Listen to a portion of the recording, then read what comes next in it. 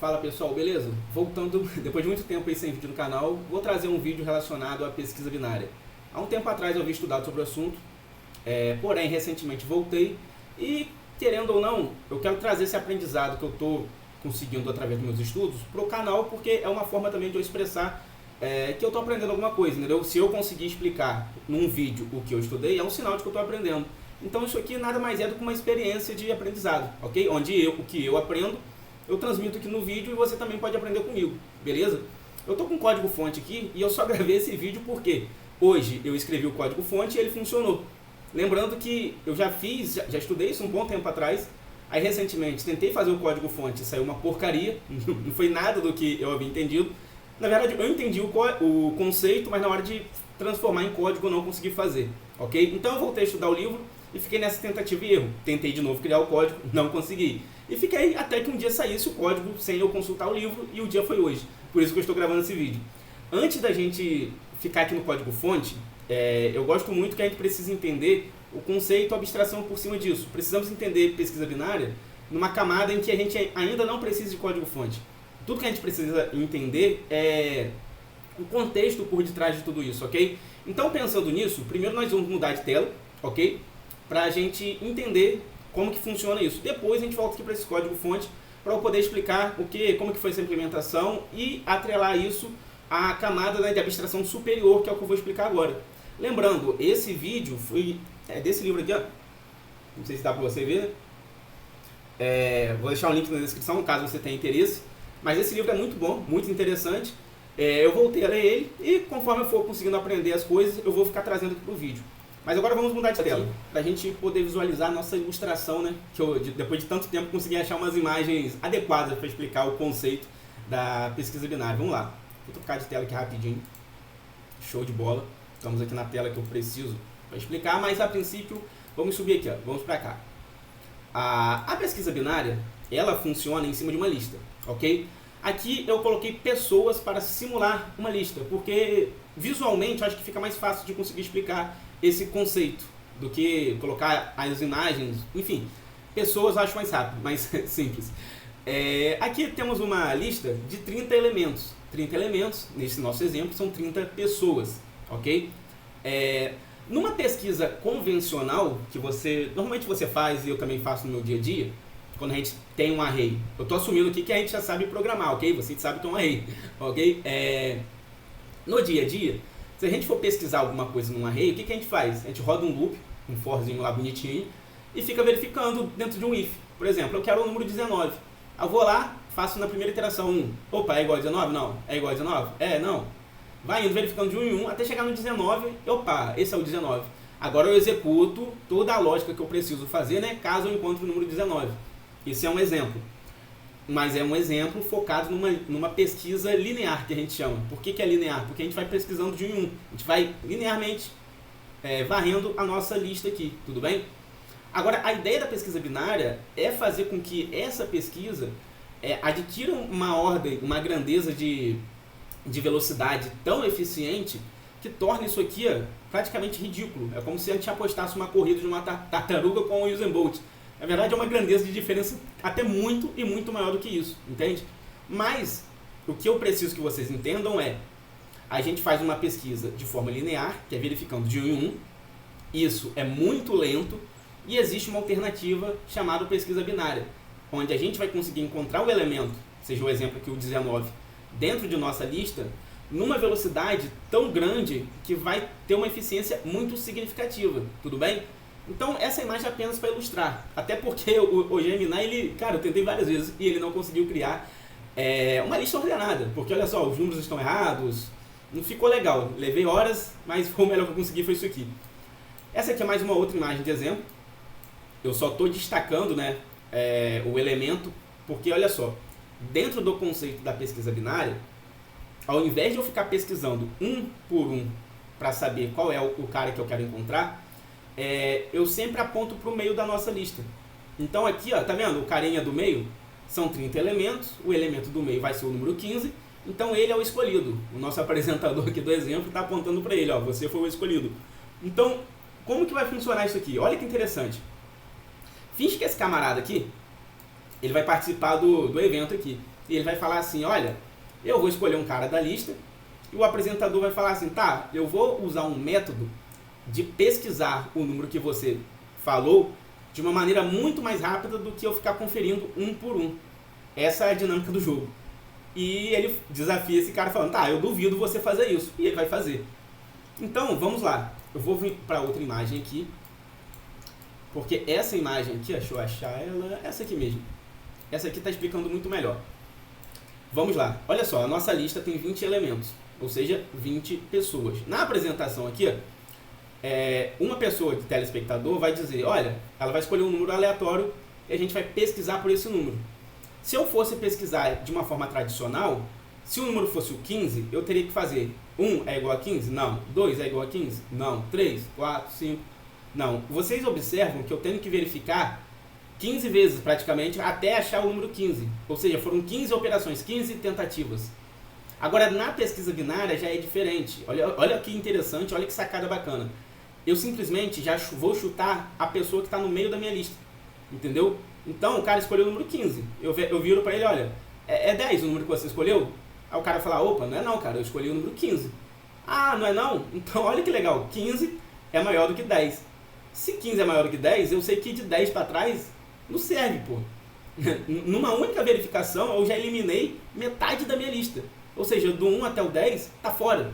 A próxima pesquisa que eu vou fazer, eu vou pegar a galera que está aqui, ó.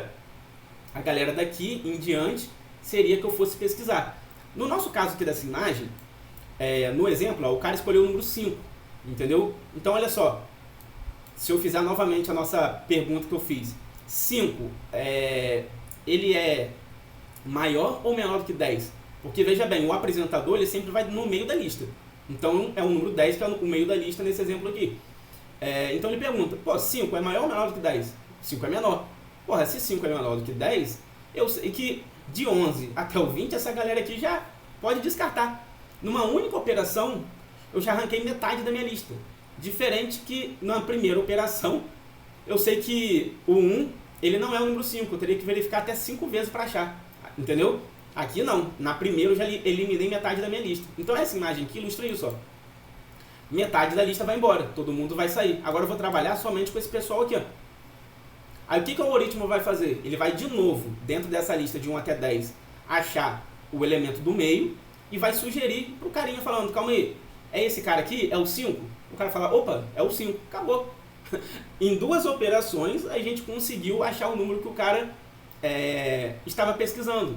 Diferente de uma pesquisa linear. Se fosse para pesquisar 1, 2, 3, 4, na 5ª tentativa, eu ia descobrir um número. Mas na pesquisa binária, na 2ª tentativa eu consegui descobrir. Simplesmente porque a cada verificação eu elimino metade da minha lista. Isso é uma escala logarítmica. Então é uma escala de grandeza absurdamente mais eficiente do que essa pesquisa linear, que seria de 1 em 1. Entendeu? Então a ilustração aqui da imagem busca apenas explicar isso. Não sei se ficou claro, gente, mas essa é a principal vantagem da pesquisa binária em relação a uma pesquisa sequencial ou linear, se assim pode se dizer. Se você entendeu isso aqui, isso que é importante. Por mais que você não consiga escrever o código-fonte que vá fazer isso, não importa.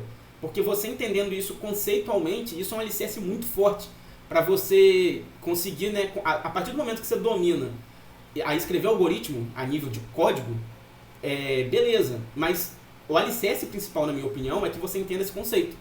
Não interessa, é mais fácil você entender o conceito e não saber escrever o código-fonte do que você não saber escrever o código-fonte e também não entender o conceito do que para que isso serve, tá bem? A principal vantagem é uma escala de pesquisa muito mais rápida, tá bem? E é isso aqui. Eu coloquei mais imagens aqui, mas eu acho que só nessa imagem aqui eu consegui exemplificar, tá vendo? Aqui, ó, eu coloquei via imagens. Vocês observam que a cada pesquisa, a lista ela é cortada pela metade.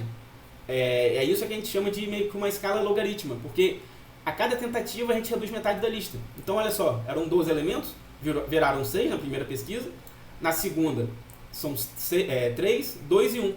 Então, essa característica aqui torna a pesquisa binária um algoritmo poderosíssimo, ok?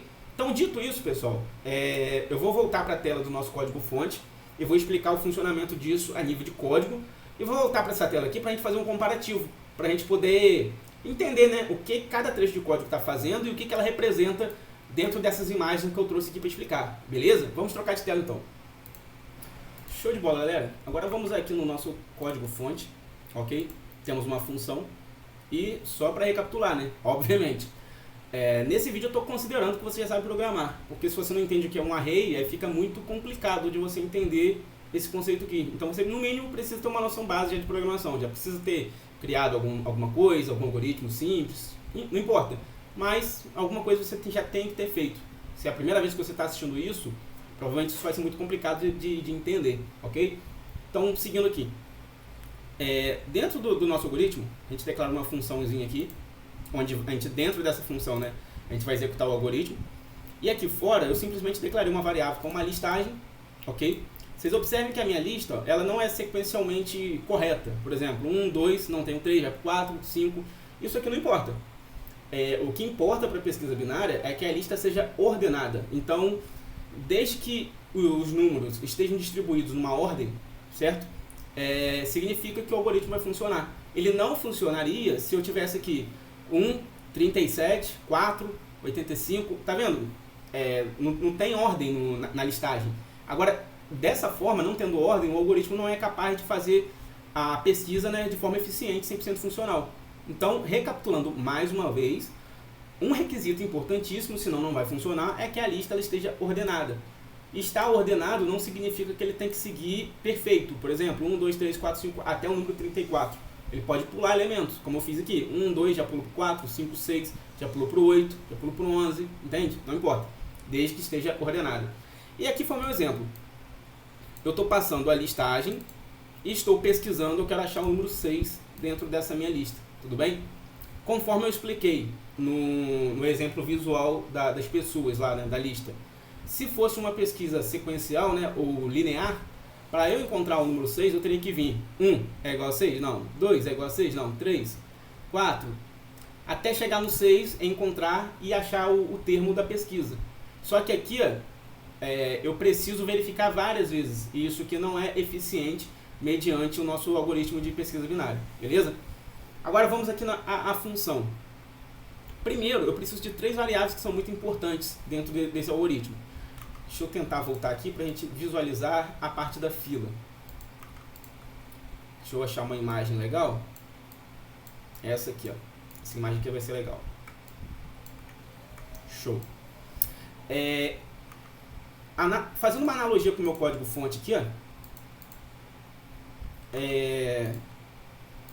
O primeiro elemento, ele vai ser o que está na posição 0. Então, é a pessoa de número 1, lá da minha fila, né? Da minha lista. E a pessoa que está na última posição, aquela lista da imagem, vai até o número 10. Então, como que eu acho o número 10? Eu pego a minha lista, pego o tamanho dela, isso aqui é um método que vai operar nessa lista e vai retornar o número 10, certo? Isso eu estou fingindo que list, certo? É a lista lá da imagem de pessoas. Vamos desconsiderar isso aqui no momento, nessa explicação. Não é essa lista. Se trata de uma lista que vai do número 1 até o número 10, que são aquelas 10 pessoas. Então, assumindo aquela lista como exemplo, a pessoa que está na posição 0 é o carinha de número 1. A pessoa que está na última posição, ou seja, como eu encontro a pessoa de número 10? Eu simplesmente pego o tamanho da lista, que é simplesmente a chamada desse método, que ele vai retornar 10, e eu diminuo 1 dele. Eu tenho que diminuir 1. Opa!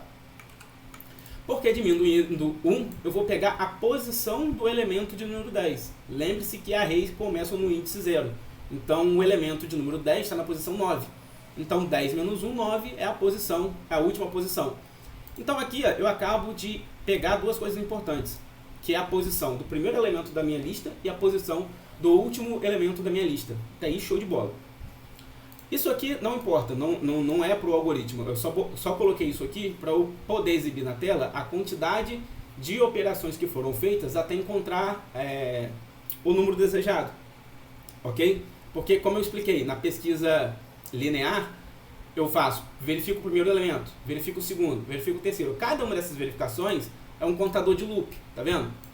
Já na minha pesquisa binária aqui, eu coloquei isso só para vocês poderem ver quão rápido é esse tipo de pesquisa, mas isso aqui não faz parte do algoritmo. Eu estou rodopiando isso aqui só para poder explicar isso para você, mas é isso. Agora a gente vai na segunda parte aqui do algoritmo. A gente vai lançar um laço while, e nesse laço while ele vai ficar rodando infinitamente até que essa condição aqui seja satisfeita. E o que diz essa condição? Enquanto o número mínimo for menor ou igual ao máximo, ele vai ficar executando, ele vai ficar verificando. Então, por exemplo, porque a cada iteração, o valor mínimo ele vai ser atualizado. E vai chegar um momento de tanta verificação que ele vai atualizar o valor mínimo, que ele vai passar a ser uma posição exatamente apontando para a posição que representa o número máximo. Ele vai ser menor ou igual, provavelmente ele vai ser igual. Então, isso vai satisfazer essa condição, que vai fazer com que o loop pare, né? Ok? Só que até esse loop parar, na verdade, essas condições aqui, uma delas já vai ser assertiva. No caso, essa condição aqui ainda vai ser assertiva, que vai fazer com que a gente encontre o número desejado. Então aqui, continuando, eu preciso... Aqui eu dei o nome de piv para pivô. Eu nem sei se no inglês é essa mesma nomenclatura, mas eu acredito que sim. Mas esse elemento aqui, ele faz parte dessa listagem aqui. Precisamos do elemento mínimo, precisamos do elemento máximo, que é o último elemento da lista. E aqui, o piv seria, precisamos do elemento do meio. Porque aqui é como se fosse o palpite, entende? Aqui eu vou armazenar a posição do elemento da minha lista, que representa o cara que está no meio. Então, lá naquele exemplo, se eu tenho uma lista com 10 elementos, se eu tentar adivinhar qual é o elemento do meio, eu vou chegar no número 5. Isso assumindo o exemplo da lista da imagem.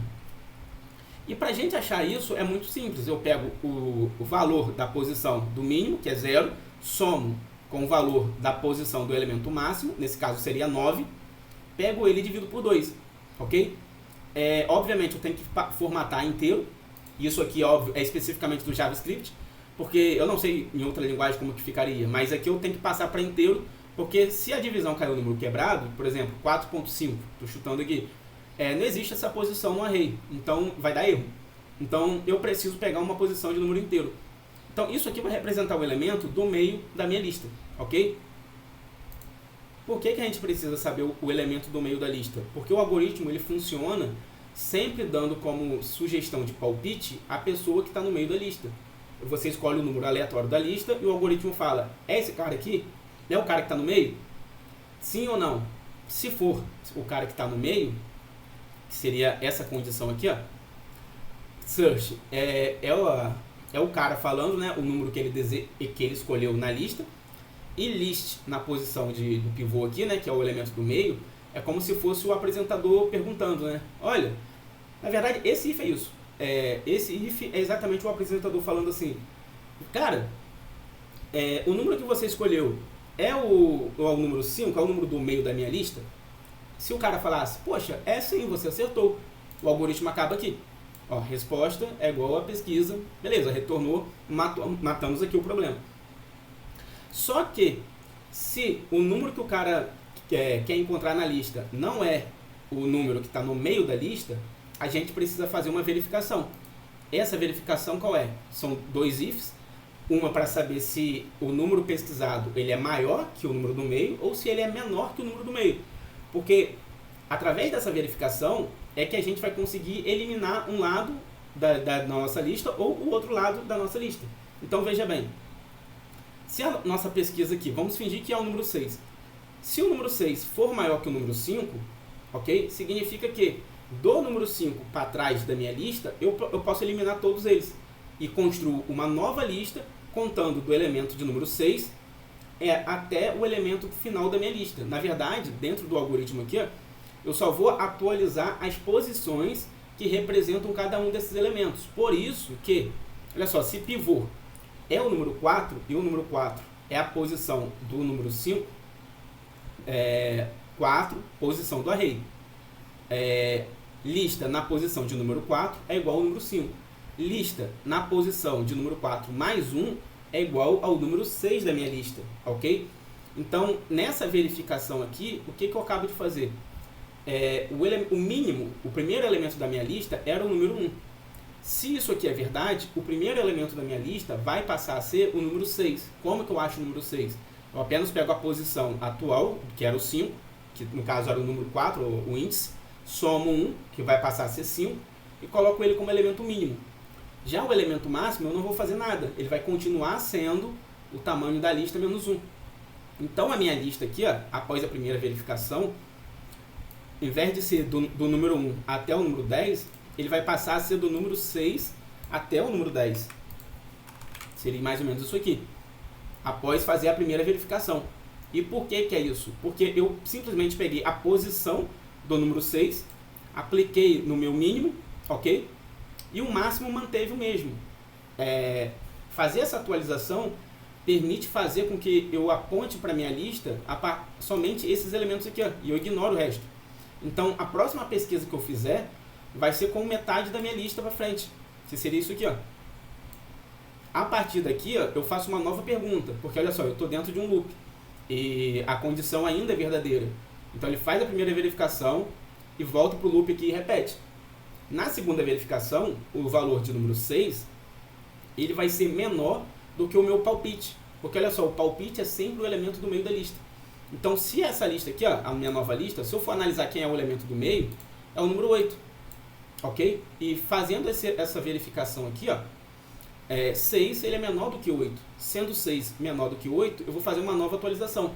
E essa atualização dessa vez é em cima do elemento máximo, e não é mais em cima do elemento mínimo. Não é mais no mínimo, porque a gente não caiu mais nesse if. A gente caiu agora nesse if aqui, ó. Caso, né? Como 6 ele é menor do que 8, eu vou pegar meu índice, que representa essa posição aqui, que no meu caso que é 0, 1, 2, que é o número 2. Vou pegar ele e vou diminuir 1, ok? Essa nova posição vai representar o máximo da minha nova lista. Então, olha só, como 6 ele é menor do que 8, eu sei muito bem que daqui para frente já não é mais a resposta. Entendeu? A resposta vai se resumir a uma nova lista que é essa aqui de baixo, ó. Somente 6 e 7. Entendeu? O mínimo mantém o mesmo, que era o elemento apontando para o número 6, a posição, né? E aqui a nova posição, que recebeu menos 1, vai apontar para o número 7. Então a minha nova lista vai passar a ser isso aqui, ó. Obviamente ele vai tentar calcular o meio da lista, vai pegar um desses números e vai verificar se vai bater com a lista. Acertando, ele vai encontrar, né? A gente vai cair nessa condição aqui e a gente vai retornar a resposta da nossa pesquisa binária, ok? Eu não sei se a explicação ficou muito boa, né? Porque, sinceramente, explicar é bem difícil. Eu não achei que foi uma tarefa fácil. Apesar de eu entender, na hora de explicar, o sujeito acaba travando um pouquinho. Mas eu espero que você tenha aprendido. Eu acredito que eu acho que eu consegui explicar melhor a parte do conceito. Talvez o código possa ficar um pouco difícil na parte da explicação aqui, mas o meu conselho para você é o seguinte. Primeiro, você precisa escrever o código, entendeu? Você escreve ele, entende o conceito e vai lá e escreve o código. Depois de um tempo, você tenta escrever o código sozinho. E não tenha medo, não tem problema se você travar e não conseguir. Consulte o livro, consulte a resposta e corrija seu código. Espere-se alguns dias, tente criar o código de novo do zero. Nessa tentativa e erro, 1 hora você vai conseguir entender. Não acredite que você vai de uma ou 2 tentativas já resolver o problema, não é assim. É com tentativa e erro até você conseguir acertar. Então não se sinta culpado ou se ache que é muito complexo se você não entendeu a minha explicação agora no código aqui. Porque isso aqui, gente, imagine você pintando uma parede, você vai dar várias pinceladas. Então, para você ter o conhecimento de entender isso, serão várias pinceladas, ou seja, várias tentativas. O conselho que eu te dou deixa eu acessar aqui, ó. Beleza? Mas no caso aqui não é essa imagem. É aqui, ó, no meu blog. Para você ter uma ideia, veja bem, olha isso aqui, ó, 2022. Eu comprei o livro, aqui, ó, já tem um bom tempo. E aqui, ó, eu escrevi um artigo na época. Esse artigo que eu escrevi foi justamente para eu poder conseguir entender, né, o que eu aprendi no livro. Aqui eu expliquei o conceito, tudo mais, e escrevi o algoritmo aqui, ó. Beleza? Só que mesmo eu entendendo o conceito, na hora de eu escrever o código-fonte, eu acabei não conseguindo. Entendeu? Porque não estava fácil no momento. Então, a partir da tentativa e erro, que é o que eu aconselho a você que está me assistindo, você vai conseguir dominar isso. Não espere que somente com a explicação do meu vídeo você vai entender. Porque, sinceramente, Até eu, para poder explicar isso, eu me senti um pouco desconfortável, eu achei difícil de conseguir explicar, ok? Então, o conselho que eu passo para você é, tente escrever o algoritmo sozinho. Obviamente, provavelmente você vai errar, não vai conseguir, não tem problema, acesse a resposta. Se quiser acessar a resposta, tem aqui no meu blog. Tente entender o conceito, beleza? Deixa passar alguns dias, tenta escrever de novo do zero, entendeu? E fica na tentativa e erro que uma hora você vai conseguir fazer. Esse é o meu conselho. E caso você queira um livro para se aprofundar, aqui já é a parte mais publicitária, você pode comprar aqui o livro, pode acessar meu artigo e comprar pelo meu link, que aí você me incentiva a produzir mais vídeo, enfim. Mas está aqui, o link vai ficar na descrição do vídeo, tudo bem? Acho que eu vou colocar esse link também direto para compra do livro, se você quiser. E qualquer dúvida, joga nos comentários aí, que eu entendendo eu posso te ajudar também. E lembrando, esse vídeo é só uma experiência de trazer em vídeo o que eu estudei, ok? Não significa que eu estou fazendo a verdade absoluta. Às vezes eu mesmo posso cometer algum erro nas minhas explicações. Então, não leve muito a sério. Se tiver algum erro, me ajude a corrigir. Mas a ideia do vídeo aqui é compartilhar conhecimento, tudo bem? Agradeço por ter assistido e até o próximo vídeo. Tchau, tchau.